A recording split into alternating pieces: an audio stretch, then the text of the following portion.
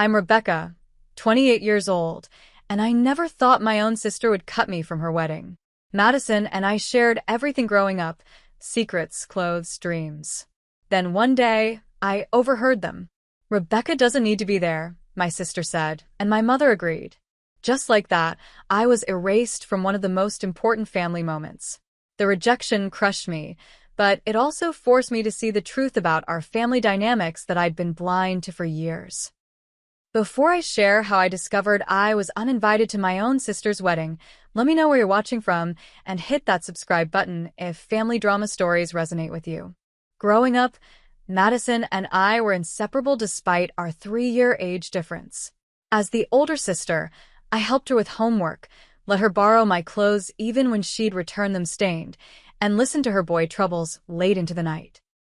We shared a bedroom until I left for college, with posters of our favorite bands covering the walls and a secret stash of candy hidden where our mom couldn't find it. Our personalities complemented each other in many ways. I was the practical one, always with a book in hand and plans for the future. I organized my closet by color and kept detailed to-do lists. Madison was the social butterfly, spontaneous and creative, filling our shared space with art projects and bringing home new friends almost weekly. She could charm anyone with her smile and laughter that would echo through our house. Our family dynamic wasn't perfect, but it was ours. Our mother, Eleanor, always had a special bond with Madison. They shared similar interests in fashion and social events, often spending weekends shopping together while I stayed home studying or helping Dad with house projects. Dad, Thomas, was more balanced in his attention. He appreciated my academic focus, but also made time to attend Madison's dance recitals and art shows. Everything changed when I was 18 and Madison was 15. Dad suffered a sudden heart attack and passed away within hours. The loss shattered our family foundation. I remember standing at his funeral, holding Madison's hand so tightly it must have hurt, but she never pulled away. That was the last time I remember feeling truly connected to her. In the aftermath of Dad's death, I stepped up. Mom fell into depression, barely able to manage basic tasks. Our family's finances were in disarray. While pursuing my college education on scholarship, I worked part-time jobs to help with bills and made sure Madison had what she needed for school. I'd skip lunch to save money for Madison's prom dress or stay up late to help Mom with insurance paperwork. Madison processed her grief differently. She became more dependent on our mother, seeking emotional comfort I couldn't provide while juggling responsibilities. They formed a bubble of shared grief that sometimes excluded me. When I'd come home from college on weekends, I'd often find them curled up watching movies together, inside jokes I didn't understand passing between them.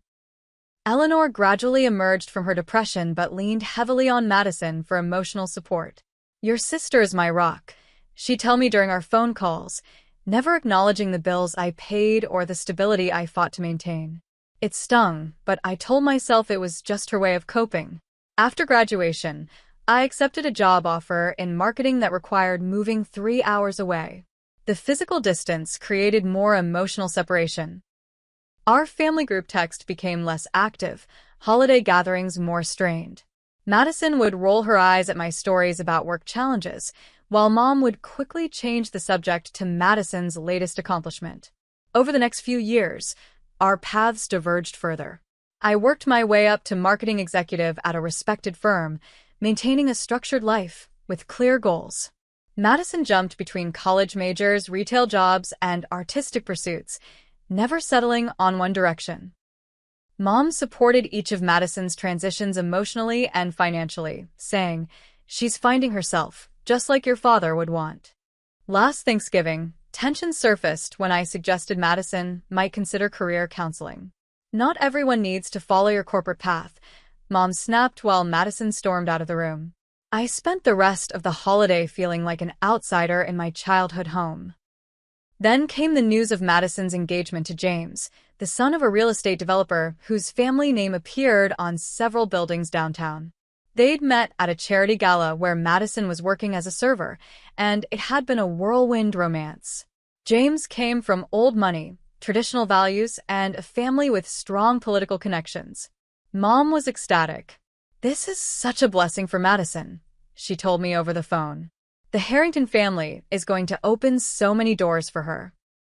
I noticed she didn't mention love or compatibility, but I pushed that observation aside. Despite our growing distance, I was genuinely happy for Madison. During our video call after the engagement, she seemed truly in love, her face glowing as she showed off her sizable diamond ring. "You'll help with the wedding, right?" she asked, and I immediately agreed. For the first time in years, I felt included in her life. The initial wedding planning included me. I received the save-the-date card, participated in a group chat about bridesmaid dresses, and even started researching bachelorette party ideas. Madison mentioned wanting me to give a toast as her sister. For a brief moment, it felt like we were finding our way back to each other through this celebration. Little did I know that everything was about to change, and not for the better. 3 months before the wedding, I took a week off work to help with preparations. Madison had chosen a prestigious country club for the venue, and there were countless details to finalize. I arrived with a heart full of hope that this shared project might heal our fractured relationship. The evening of my arrival, Eleanor hosted a dinner with James's parents, the distinguished Patricia and Richard Harrington. From the moment I entered the dining room, I sensed something was off. Madison barely made eye contact with me, and Mom had placed me at the far end of the table, away from the main conversation. Patricia Harrington dominated the dinner discussion with stories of family connections and traditions. "The Harrington wedding ceremony hasn't changed in 4 generations," she explained while examining the fine china Mom had pulled out for the occasion. "We expect certain standards to be maintained." Throughout the meal, Eleanor nodded enthusiastically at everything Patricia said, while shooting warning glances my way whenever I tried to join the conversation. When I mentioned my recent promotion, the table fell awkwardly silent until Richard cleared his throat and asked Madison about her dress alterations. After dinner, I offered to help with dishes while the others moved to the living room for coffee.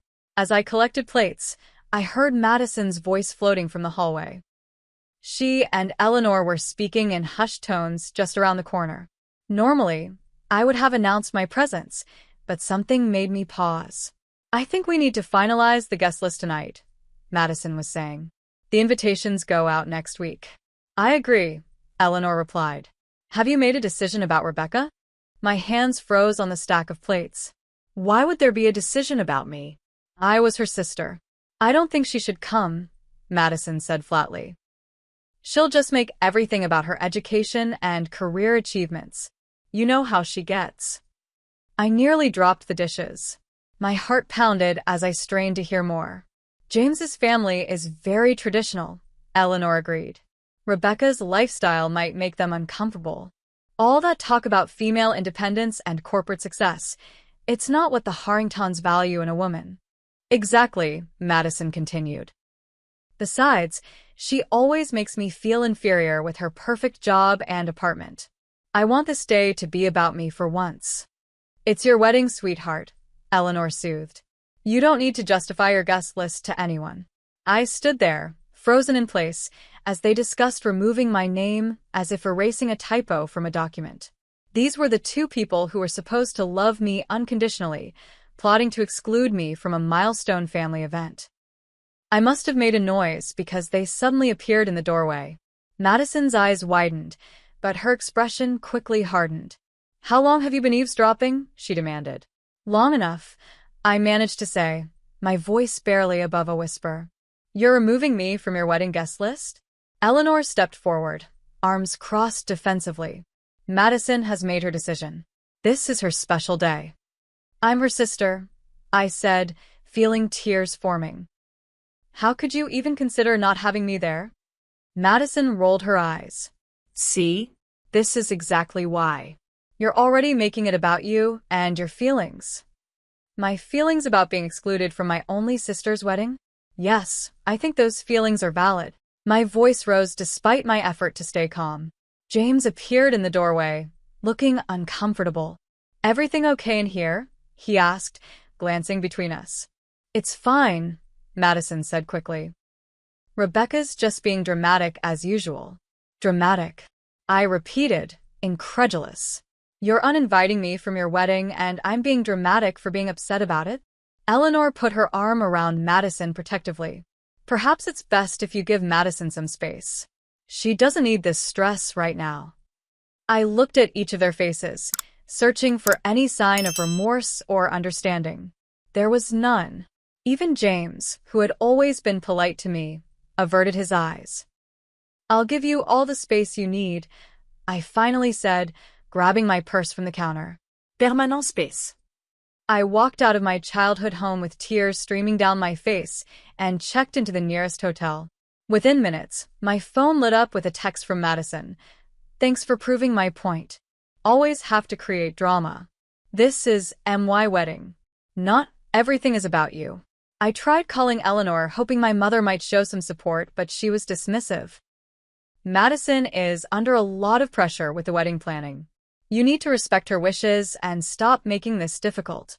Alone in the hotel room, I tried to process what had happened. How had I become the villain in their story? What had I done to deserve exclusion from such an important family moment? I called my best friend Alicia, who listened as I sobbed through the details. Becca, I'm so sorry, she said when I finished. But honestly, this sounds like it's about their insecurities, not about you. Your success threatens them somehow. But I've never flaunted my career or tried to make Madison feel bad, I protested.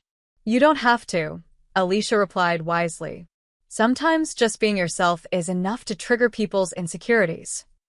That night, I booked an early flight back to my apartment.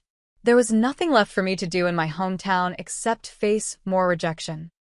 As the plane took off the next morning, I watched my childhood landscape grow smaller beneath me, feeling like I was leaving behind more than just a place. Back in my apartment, I tried to dive into work as a distraction, but concentration eluded me. Memories of Madison and me as children kept surfacing at unexpected moments.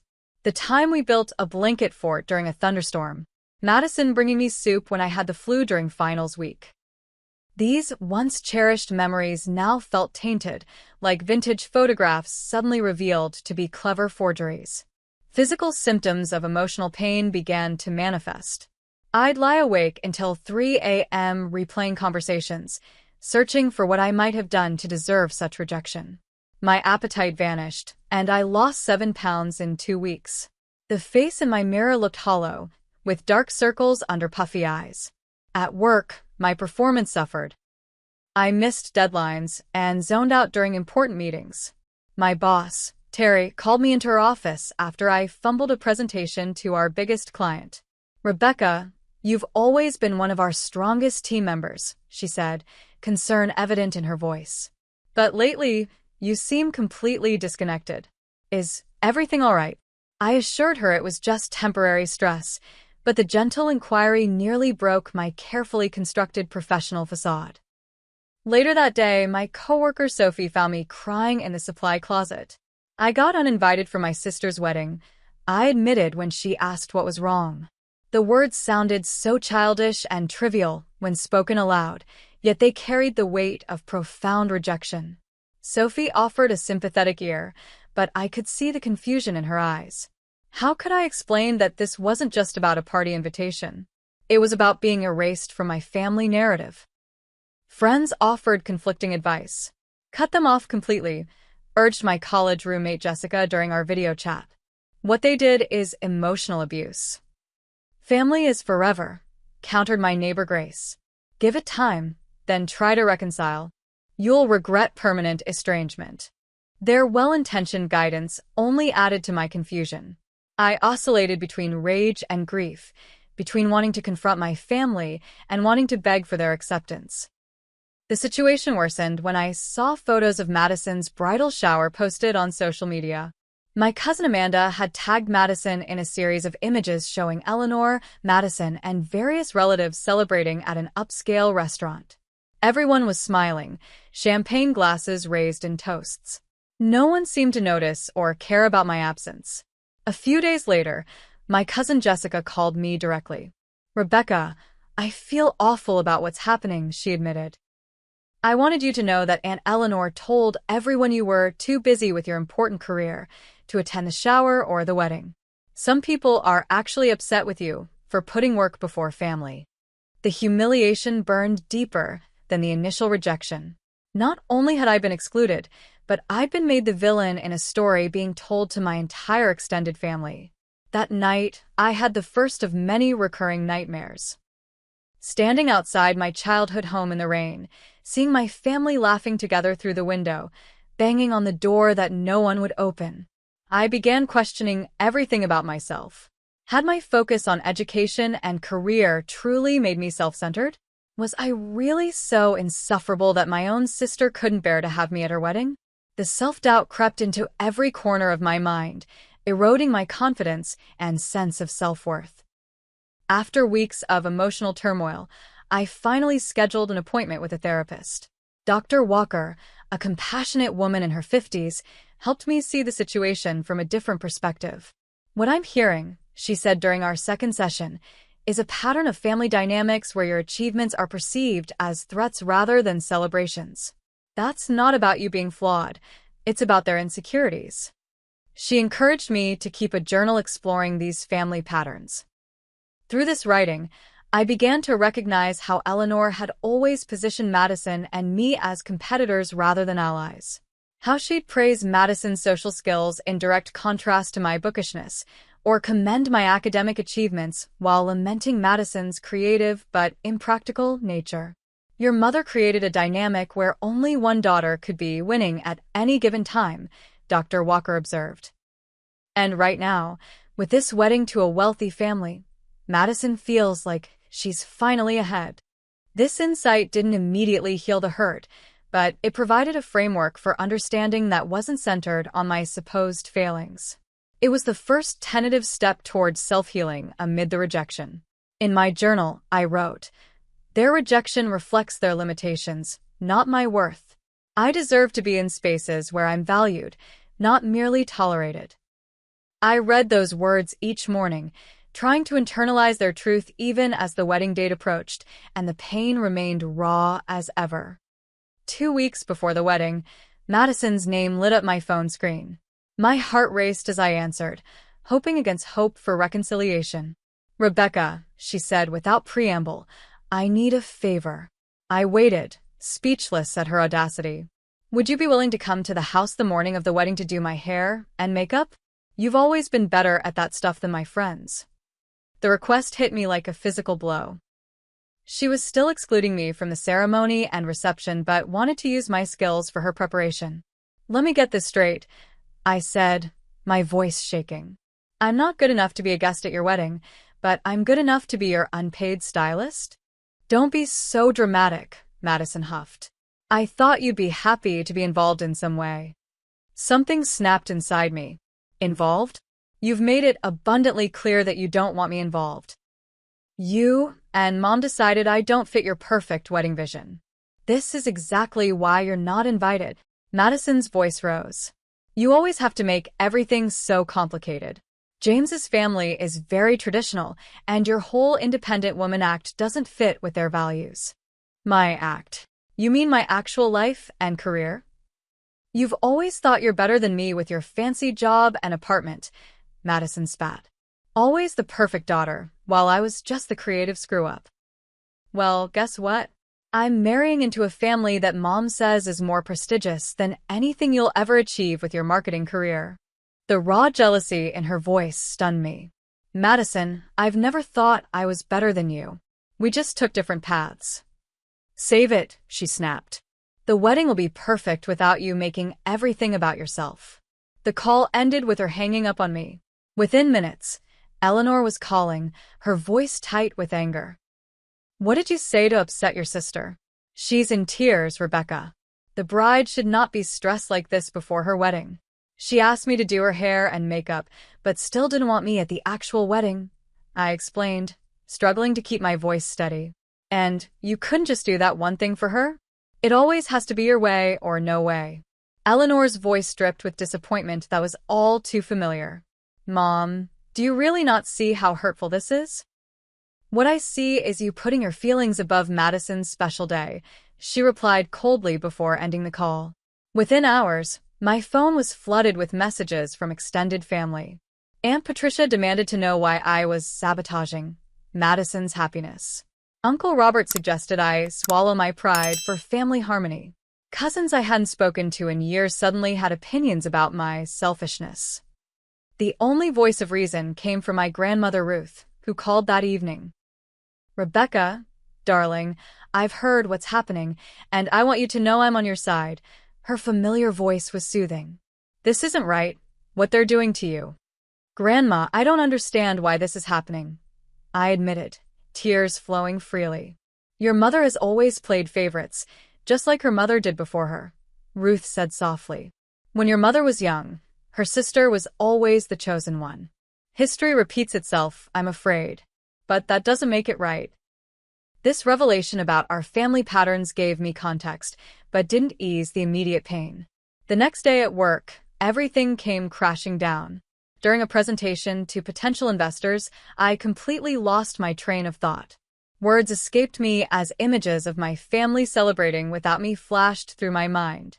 Terry had to step in and finish the presentation while I excused myself. That afternoon, I requested emergency leave from work. Terry approved it immediately, concern evident in her eyes. "Take care of yourself, Rebecca. The work will be here when you're ready." But things got worse before they got better. That evening, my anxiety spiraled into a full-blown panic attack. The crushing chest pain convinced me I was having a heart attack like my father. My neighbor called an ambulance after finding me collapsed in the hallway, struggling to breathe. In the emergency room, a doctor confirmed it was just anxiety, but warned me about the physical toll of prolonged emotional stress. "Your body can't tell the difference between emotional and physical threats," she explained. "This level of stress response can cause lasting damage if it continues." As I lay in the hospital bed with Infor providing fluids and mild sedatives, a commotion erupted in the waiting area. Madison had somehow learned of my hospitalization and arrived demanding to see me. "She's my sister. I have a right to see her." I could hear her shouting at the nurses. When they explained I needed rest and asked her to lower her voice, Madison's tantrum escalated until security was called. They escorted her from the building as she yelled accusations about me seeking attention. Eleanor called while I was still in the hospital, her voice ice-cold. "How could you cause such a scene right before your sister's wedding?" Madison is beside herself with stress now, worried you'll ruin her special day with more dramatics. I stared at the phone in disbelief after she hung up. My hospitalization for a panic attack had somehow become another way I was victimizing Madison. That night, lying in the sterile hospital room, I reached a breaking point. The family I had known and loved seemed to exist only in my memories. The reality was that I had become an inconvenient character in their story, one they were actively writing out. As tears silently tracked down my cheeks, I made a decision. I could continue fighting for acknowledgement from people determined not to give it, or I could protect what remained of my well-being and self-respect. For the first time since this ordeal began, the path forward became clear. The morning of Madison's wedding dawned with unexpected clarity. I woke in my apartment, having been discharged from the hospital 2 days prior, and felt a strange calm that had eluded me for months. Throughout the night, my mind had been processing everything that had happened, and I'd reached a conclusion. I couldn't control how others treated me, but I could control my response. I picked up my phone and composed a simple text to Madison. "Congratulations on your wedding day. I hope it brings you all the joy you're seeking. Love, Rebecca." I didn't expect a response, and I didn't receive one. But about an hour later, a message came from an unexpected source. James, Madison's fiancé. "Rebecca, I want to apologize for how all this has played out. My parents are extremely traditional and made some comments about your lifestyle that influenced Madison's decisions. I should have stood up more firmly. This isn't an excuse, just context I thought you should have. I'm sorry." His message provided the missing piece of the puzzle. Madison, always desperate for approval, had been caught between her sister and her future in-law's expectations. Rather than navigating that complexity, she'd chosen the path of least resistance, removing me from the equation. I thought about my own role in our relationship breakdown. Had I been dismissive of Madison's choices because they differed from mine? Had my independence made her feel abandoned after our father died? These questions didn't excuse their behavior, but they helped me see the situation with more compassion. After careful consideration, I ordered a wedding gift to be delivered to the reception venue. It was a custom photo album I'd secretly been working on for months, containing restored photographs of our parents' wedding and our childhood together. Inside, I included a letter. Madison, our paths have diverged in ways I never expected, and today that has led to my absence at your wedding. While I can't pretend this doesn't hurt, I can choose to remember the sister I grew up with and love. This album is a reminder of where we both came from, regardless of where we're going. With love despite everything, Rebecca, I knew the gift might be rejected, but sending it was something I needed to do for myself, a way of honoring the relationship we once had. My friend Alicia arrived at my apartment that afternoon with comfort food and silly movies. "We're having our own celebration today," she announced. A celebration of choosing yourself. Between films, I drafted an email to Eleanor. It wasn't angry or accusatory, just clear about my boundaries moving forward. "Mom, I need time and space to heal from recent events. I'll reach out when I'm ready to discuss rebuilding our relationship, but that will require acknowledgement of how your actions have affected me. Until then, I ask that you respect my need for distance." Rebecca, throughout the day, I resisted the urge to check social media. I knew there would be wedding photos appearing, and I wasn't ready to see them. But around sunset, my resolve weakened, and I scrolled through Instagram to find several guests had already posted images from the ceremony. The pictures showed Madison looking beautiful in her gown, Eleanor beaming proudly beside her, and the Harrington family standing stiffly in perfectly coordinated outfits. Everyone was smiling, the perfect image of family celebration. I felt a complex mix of emotions seeing these images. Sadness at my exclusion, yes, but also a strange relief. The performative perfection captured in those photos didn't look like authentic joy to me. It looked like people playing roles they thought they should play. My phone rang as I was looking at the photos. It was Grandmother Ruth. "I left the reception early," she said without preamble. "That Patricia Harrington is insufferable, and your mother is falling all over herself to impress her." I couldn't help but laugh, grateful for her candor. "I wanted you to see something," she continued. "I'm sending you a photo I took at your cousin Amanda's wedding 3 years ago." The image appeared in our text thread, Madison, Eleanor, and me, arms around each other, laughing genuinely at something off-camera. We looked connected, happy, real. "That's your family, Rebecca," Ruth said gently. "Not whatever performance is happening today. Remember that." That photograph became a turning point for me. It reminded me that my worth wasn't determined by my inclusion in Madison's wedding, and that authentic family connections couldn't be erased by a single event, no matter how significant. After Ruth's call, I sat in meditation for nearly an hour, focusing on releasing the anger and hurt I'd been carrying. With each breath, I imagined the pain dissolving, replaced by compassion for myself and even for Madison and Eleanor, trapped as they were in their own insecurities. That evening, I created a vision board for my future, filled with images representing professional growth, genuine friendships, travel, and perhaps someday a family of my own built on mutual respect and support. As I was preparing for bed, a final message arrived. My cousin Jessica had sent a video clip from the reception, showing Madison looking uncomfortable as James's mother criticized the table arrangements. Eleanor hovered nearby, frantically trying to solve the problem while Madison stood alone, her smile strained. "Thought you might want to see the perfect day isn't so perfect," Jessica wrote. "Miss you here." I watched the clip once, then deleted it along with all the wedding photos I'd saved. In that moment, I chose self-respect over the bitter satisfaction of seeing Madison's discomfort. Whatever happened at the wedding was no longer my concern.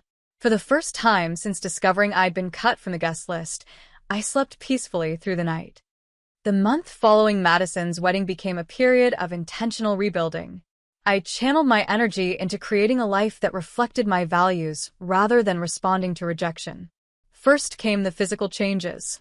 I repainted my apartment in soothing blues and greens, replacing the neutral tones I'd chosen to please Eleanor during her infrequent visits. I rearranged furniture to maximize natural light and create a meditation corner with plants and comfortable cushions. My weekly therapy sessions with Dr. Walker continued, focusing on establishing healthy boundaries. Boundaries aren't punishments for others, she reminded me.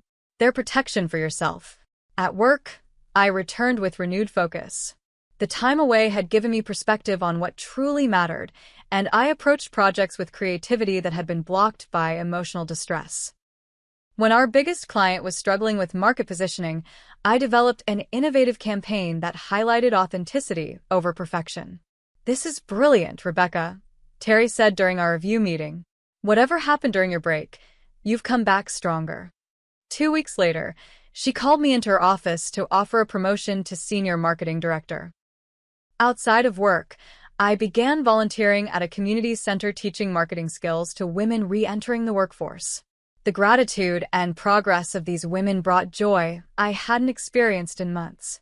Through this program, I connected with a diverse group of people who appreciated my contributions without competition or judgment. 7 weeks after the wedding, Eleanor called as if nothing had happened. "Rebecca, darling, I'm thinking of redecorating the living room. You've always had a good eye for color. What do you think about mauve?" I took a deep breath before responding. "Mom, I'm not ready to jump back into casual conversations. I sent you an email about needing acknowledgement of how your actions affected me."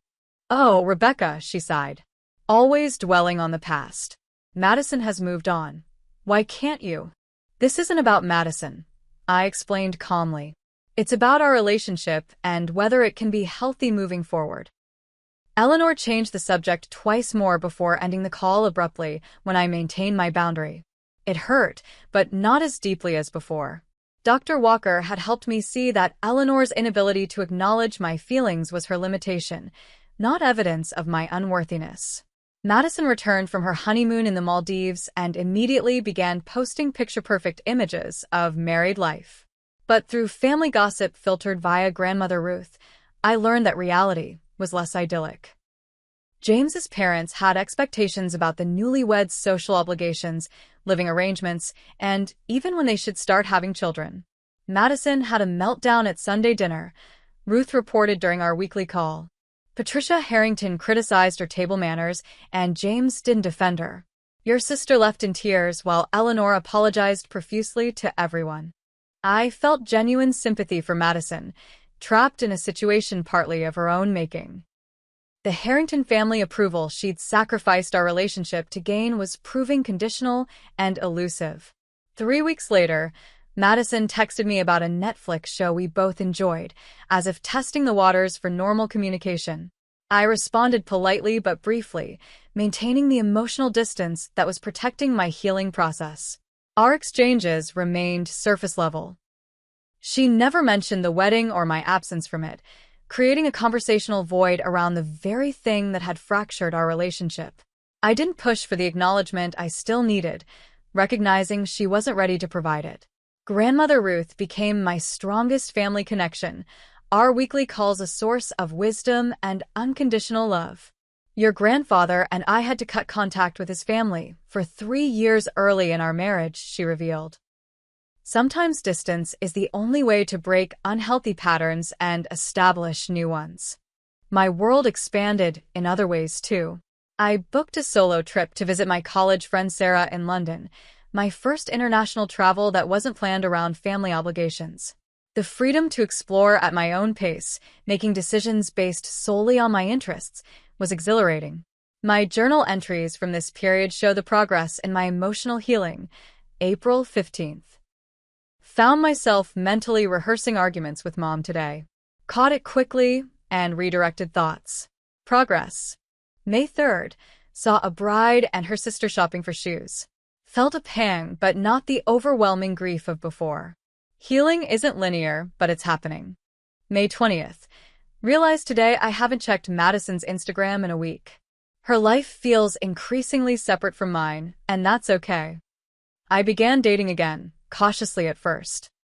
A coffee meetup with Michael, a graphic designer I met through the community center, turned into dinner, then weekend hikes, and eventually meaningful conversations about family dynamics and relationships.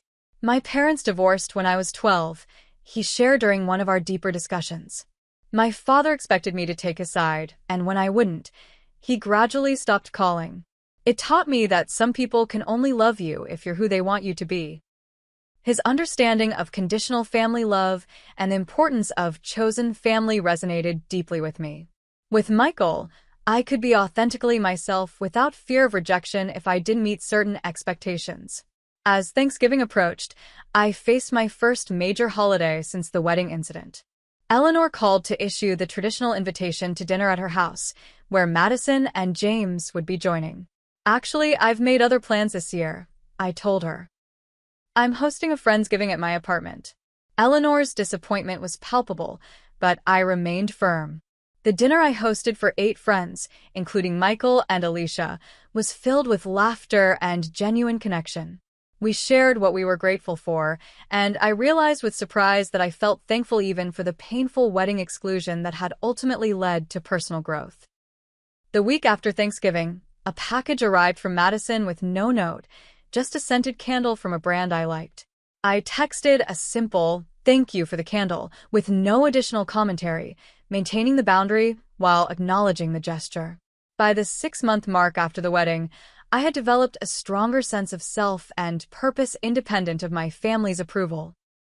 The person who had been devastated by exclusion from a guest list was becoming someone who defined family on her own terms, cherishing connections based on mutual respect rather than obligation. 1 year after Madison's wedding, my life had transformed in ways I couldn't have imagined during those dark days of rejection. My promotion had led to managing my own team at work. My relationship with Michael had deepened into something truly supportive, and I'd established a peaceful routine that prioritized my well-being. Madison's picture-perfect marriage was showing predictable strains.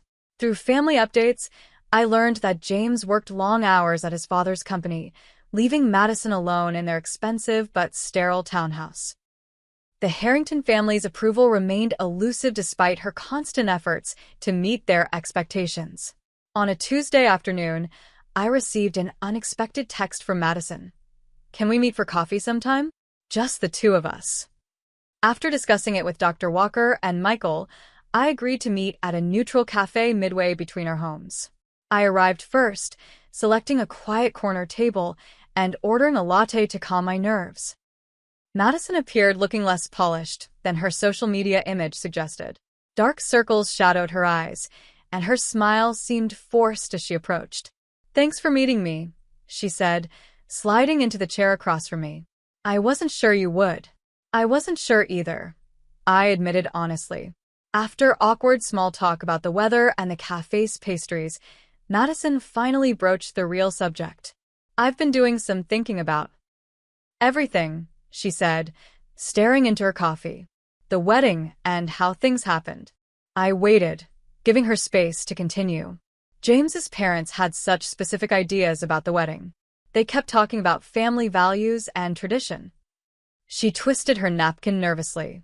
"When they met you and heard about your career and independence, Patricia made comments about modern women and family priorities. So you decided I didn't fit the image you needed to project," I said quietly. Madison's eyes filled with tears.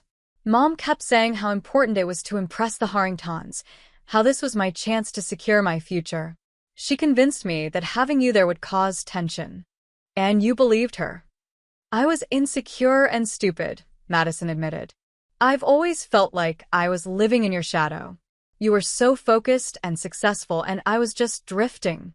The Harringtons represented validation I'd never had." For the first time, I glimpsed how Eleanor's comparative parenting had affected Madison from her perspective. She hadn't felt favored. She'd felt inadequate. "What changed?" I asked. "Why reach out now?" Madison laughed bitterly. "Irony happened.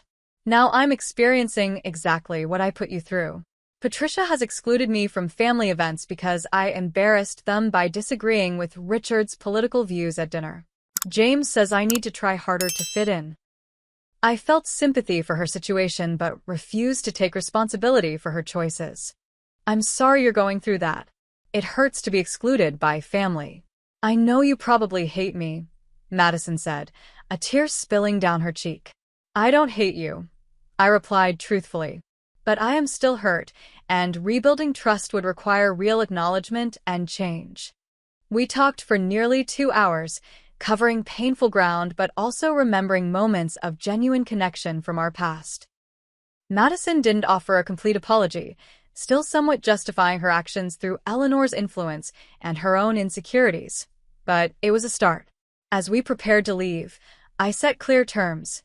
If we're going to have any relationship moving forward, I need honesty and respect. No more triangulation through Mom. No more competition. Madison nodded. I'd like to try. I miss my sister. The road with Eleanor proved more challenging. When I finally agreed to meet her for lunch, she attempted to rewrite history entirely. I always thought you were just busy with work and couldn't attend the wedding, she claimed. Madison must have misunderstood. When I calmly presented the facts, including her own words about James's family being uncomfortable with my lifestyle, she deflected. You're always so sensitive, Rebecca. I was just trying to help Madison have her perfect day. I left that lunch with clarity that while Madison might eventually grow and change, Eleanor remained committed to her version of reality, where she had never done anything wrong. I decided to maintain limited, carefully boundaried contact with her while focusing on relationships that offered mutual respect. My bond with Grandmother Ruth deepened as she shared more family history, helping me understand the generational patterns at play. Your grandmother on Eleanor's side played favorites too, she explained during a weekend visit. Eleanor was always found wanting compared to her sister, just as she's done to you compared to Madison. Hurt people, my dear. This context helped me develop compassion without accepting mistreatment. I could understand the origins of Eleanor's behavior while protecting myself from its impact. By the following Christmas, family gatherings had a different energy. I attended the annual dinner at Eleanor's house, bringing Michael and setting clear time boundaries in advance. When Eleanor made a passive-aggressive comment about my limited availability, I responded calmly. Yes, we have several other gatherings with friends this weekend. We're blessed with many meaningful connections. Madison and I were rebuilding slowly, text by text, occasional lunch by occasional lunch. Our relationship would never return to childhood closeness, but a new, more authentic connection was possible with continued effort and boundaries. Professionally, my career flourished beyond what I could have imagined during those dark days. The company selected my team's campaign for national recognition, bringing attention and new opportunities. What once seemed like Eleanor and Madison's criticism of my career focus was revealed as projection of their own insecurities. Throughout this journey, I've learned that family bonds are complex tapestries of love, expectation, projection, and history. Being excluded from Madison's wedding was painful beyond words, but it ultimately freed me from patterns of seeking approval from those unable to give it unconditionally. I've discovered that family can be both those we're born to and those we choose. My circle now includes people who celebrate my success rather than feeling threatened by it, who value authenticity over appearances, and who show up with consistency rather than convenience. Most importantly, I've learned that forgiveness doesn't mean forgetting or excusing harmful behavior. Rather, it's a gift I give myself, releasing the burden of resentment while maintaining healthy boundaries. Madison's choice to remove me from her wedding guest list will always be part of our story, but it no longer defines me or my worth. Life continues to unfold in unexpected ways. Some family relationships have healed, others remain distant, and new connections have formed that bring joy and support. Through it all, I've learned to trust myself as the author of my own story, no longer allowing others to determine my value or place in the world. Have you ever experienced family exclusion or had to set difficult boundaries with loved ones? I'd love to hear your stories in the comments below. Family relationships can be so complicated, and sharing our experiences helps us all feel less alone. If this story resonated with you, please hit that like button and subscribe for more authentic conversations about family dynamics. Remember, sometimes the most painful rejections lead to the most important growth. Thank you for listening to my journey, and I wish you strength in navigating your own family complexities.